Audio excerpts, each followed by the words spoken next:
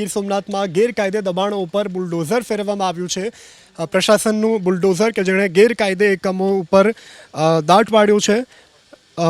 વેરાવળ બંદર road maritime બોર્ડની જમીન ઉપર દબાણો ખડકી દેવાયા હતા, જેને તોડી પાડવામાં આવ્યા છે. 5 જેસીબી અને 20 ટ્રેક્ટરની મદદથી મેરીટાઈમ બોર્ડની ઓફિસથી બંદર ગેટ સુધીના વિસ્તારમાં થયેલા દબાણો હટાવાશે.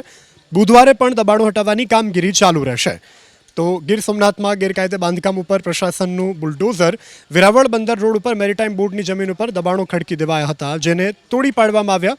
5 જેસીબી અને 20 ટ્રેક્ટરની મદદથી દબાણો તોડવામાં આવ્યા છે. વેરાવળ બંદર રોડ મેરીટાઈમ બોર્ડની જમીન ઉપર દબાણો ખડકી દેવાયા હતા, જેને તોડી પાડવામાં આવ્યા છે. 5 જેસીબી અને 20 ટ્રેક્ટરની મદદથી મેરીટાઈમ બોર્ડની ઓફિસથી બંદર ગેટ સુધીના વિસ્તારમાં થયેલા દબાણો હટાવાશે. બુધવારે પણ દબાણો હટાવવાની કામગીરી ચાલુ રહેશે.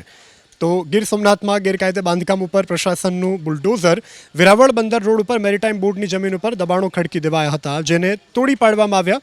5 જેસીબી અને 20 ટ્રેક્ટરની મદદથી દબાણો તોડવામાં આવ્યા છે.